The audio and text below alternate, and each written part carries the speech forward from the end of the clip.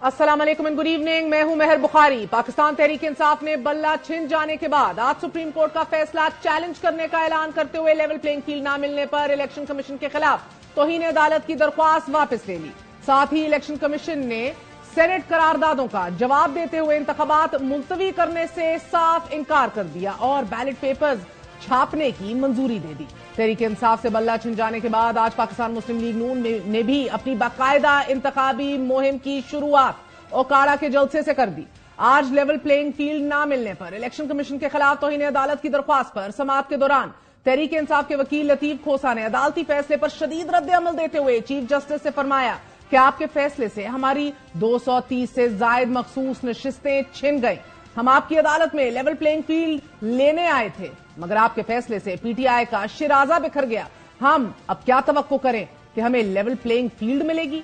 आपने तो पीटीआई की फील्ड ही छीन ली। लतीफ खोसा ने चीफ जस्टिस से शिकवा करते हुए कहा कि आप अहकामात दे सकते हैं, मगर हम आपकी अदालत में यह केस नहीं लड़ना चाहते। हम अपनी दरख्वास्त वापस लेते हैं। लतीफ खोसा के शिकवे पर चीफ जस्टिस ऑफ पाकिस्तान ने बरमला कहा कि हमारा फैसला मानना है तो माने, नहीं मानना तो आपकी मर्जी। इस पर लतीफ खोसा ने अर्ज की कि एक जमात को पार्लियामान से बाहर करके पाबंदी लगाई जा रही है। तहरीक इंसाफ के तमाम उम्मीदवार आजाद इंतखाबात लड़ेंगे। आपके फैसले से जमहूरियत तबाह हो जाएगी। गहरे दुख में मुब्तला लतीफ खोसा के मुसलसल बोलने पर चीफ जस्टिस ऑफ पाकिस्तान ने रिमार्क्स दिए कि हमें भी कुछ बोलने की इजाजत दें। चीफ जस्टिस ने लतीफ खोसा से मुकालमा करते हुए इस्तफसार किया कि हमने बार बार कहा था कि इंट्रा पार्टी इंतखाबात का होना दिखा दे।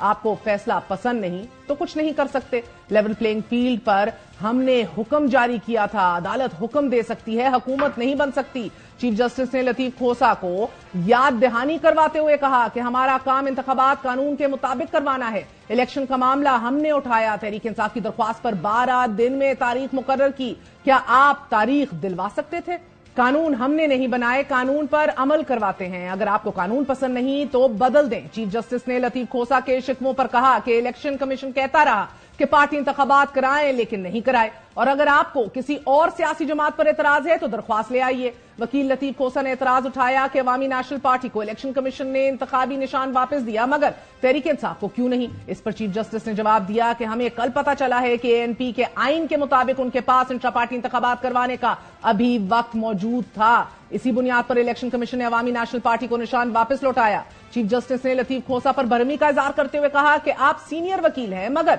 खोसा साहिब ये तरीकाकार दुरुस्त नहीं है। आप पाकिस्तान के सारे इदारे तबाह कर रहे हैं। शिकवे भरी इस समाअत के बाद तहरीक इंसाफ ने अपनी दरख्वास्त वापस ले ली है, मगर अदालत में और अदालत के बाहर खड़े होकर तहरीक इंसाफ जिस इंतखाबी निशान को तकनीकी बुनियादों पर फारिग करने की बात कर रही है, यह भी बारहा हकीकत है कि तहरीक इंसाफ ने अपना मुकदमा भी खुद कमजोर किया। अदालत ने 3 नुकात पर पाकिस्तान तहरीक इंसाफ से बल्ला वापस लिया है। अदालत ने अपने फैसले में यह लिखा है कि तहरीक इंसाफ अदालत में साबित न कर सकी कि इंतखाबात का इनेकाद हुआ था। इस हवाले से तहरीक इंसाफ के वकला ने अदालत में क्या सबूत दिए, मुलाहिजा कीजिए। ये नहीं कह सकते हैं आप कि जी हम कागज का टुकड़ा पेश करें और इलेक्शन हो गए। आप हमें कम से कम मोटी मोटी उसकी जो इलेक्शन में जो बातें होती वो तो हमें दिखा दें। फिजिकली कोई हरक्यूलिस किस्म की कोई एक्सरसाइज हो सकती थी तो हो सकती थी। अब आप पढ़े पहले ये देखिए 8.5 लाख लोगों के अगर फॉर्म आएंगे इलेक्शन में या कंटेस्ट करने में, या चले 50,000 भी आएंगे तो वो आने चाहिए 1/12 को, ठीक है। और अपील अगेंस्ट ऑब्जेक्शन और रिजेक्शन ऑफ नॉमिनेशन फॉर्म 1/12, यानी जिस दिन फॉर्म रिजेक्ट होगा उसी दिन आपको अपील फाइल करना है। अब वो इस्लामाबाद वाले में अपील फाइल होगी, बलूचिस्तान से भी, पिशावर से भी, कराची से भी, पंजाब, लाहौर, सारी जगहों से। ये एक दिन करना है। फिजिकली पॉसिबल है? आप खुद बताइए कि ये कौन से इलेक्शन हो सकते हैं इस तरह? हम आपको आइन से अपने दूर रखना चाह रहे थे। इसमें लिखा है कि chairman of the party shall be elected by direct secret Ballad of the members. कुछ लोगों ने डालना चाहिए था ना, अगर से कंटेस्ट ना हो। ये कहाँ लिखा हुआ है? This is normal common sense. Tehreek Insaf अदालत में पार्टी इंतखाबात के हवाले से कोई मुदल्लिल जवाब देने में नाकाम रही। अदालत बार बार डॉक्यूमेंट तलब करती रही और तहरीक इंसाफ के वकला अदालत से सदा करते रहे कि ज़ूम कर लीजिए। अदालत ने इंट्रा पार्टी इलेक्शन के खिलाफ दरख्वास्त देने वाले 14 अरकान को पार्टी से निकाले जाने के सबूत भी मांगे। तहरीक इंसाफ के वकला अदालत को ये शवाहिद देने की बजाय एक दूसरे का मुंह देखते रहे। 14 लोग ہمارے سامنے کہ جی ہمیں الیکشن تو لڑنے دیں, ہم ہار جائیں بے شک. ان کو پارٹی ڈسپلن کے تحت ٹرمینیٹ کر دیا ہوا ہے 2018 میں. اب دکھائیں, ہم بار بار یہ سوال پوچھ رہے, دکھا دیں. میں نے بھیجا ہے اس پیج پہ. اچھا میں آپ پہلے پیج دکھائیے نا, اس میں نہیں ایسے ٹرمینیشن لیٹر کی کاپی وہ الگ سے آپ کو دے رہے ہیں. ایسا نہیں ہوگا نا, ایک چیز کو ختم کریں نا بات کو, پھر تو ان کی پھر آپ کی کیس اسٹرانگ ہو جاتا ہے. You have to show if he is not a member, show us from the record. ٹھیک ہے, یو فالوڈ. ٹھیک ہے سر, اف آئی کانٹ شو تو آپ ازیوم کریے گا کہ ہی از اے ممبر. دیکھیے it changes the fundamentals of the case. اس کے اوپر پارٹی کا موقف آیا ہے کہ he was given show cause notice. دکھا دینا وہ شو کاز نوٹس. سر وہ تو لگایا ہوا کہیں نہیں لگایا. ان اینی کیس نہیں, ان اینی کیس نہیں دکھائیے ہمیں. 205 میں لکھا ہوا ہے کہ آپ کسی ممبر کو نکالے تو طریقہ کار بھی دیا ہوا ہے. وہ فالو کیا ہوگا نا, وہ دکھا دیتے. یہ دیکھیے ہم نے اس کو نکال دیا, ختم. پارٹی کے سیاسی بقا کا مقدمہ لڑنے والے سینئر ترین وکلا کی تیاری نہ ہونے کا عالم یہ تھا کہ وہ بیرسٹر گوہر خان کو پارٹی کا چیئرمین بنانے کا لیٹر تک دکھانے میں ناکام رہے.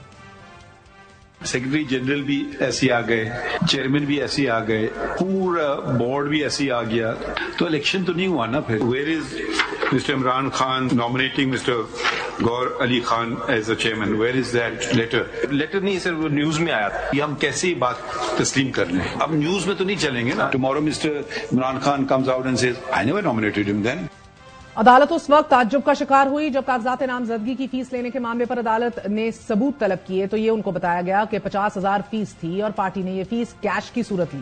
مطلب وکلا کے پاس اس کا بھی کوئی ثبوت نہیں تھا. نامنیشن فارم کو ریسیو ہونا ہے 1/12 کو ایٹ اسلام آباد. اس فیس کی 50,000 بھی وہ دکھائیے, بینک میں جمع کیے, کیش میں دیے سر. کیش پہ کیسے پولیٹیکل پارٹی لے رہی ہے؟ اس میں تو آپ نے خود ہی ایک یہ کٹنگ لگائی ہے کہ بابر اکبر سیکریٹریٹ پہنچ گئے فارم لینے کے لیے. کہہ رہے ہیں کہ میں نامنیشن پیپر لینے گیا, مجھے نہیں تھی. ہم کہہ رہے ہیں دیا, کہہ رہے ہیں تو کیا ہو سکے نا. آپ نے جب دیا نا تو 50,000 روپے کی فیس کا ہے, وہ نہیں دی انہوں نے. عدالت میں 9 گھنٹے لڑے جانے والی ایک بڑی سیاسی جماعت کی سیاسی بقا کی یہ جنگ بے نظیر بھٹو کیس میں آئینی تشریح کو نظر انداز کرتے ہوئے, تحریک انصاف کی ماضی کی کارکردگی سے ہوتے ہوئے آئین کی شق 17(2) کو بھی نظر انداز کر کے ای سی پی قانون اور تحریک انصاف کے آئین کو دیکھتے ہوئے اپنے اختتام کو پہنچی. تحریک انصاف عدالت کے اس فیصلے کو جمہوریت کو نقصان پہنچانے اور بنیادی حقوق کی پامالی سے تعبیر کر رہی ہے. یہ فیصلہ بھی اسی بدنما فیصلوں کی طرح تاریخ میں گنا جائے گا جس طرح باقی کے فیصلوں نے ملک کو تباہ حالی کی طرف دھکیلا ہے.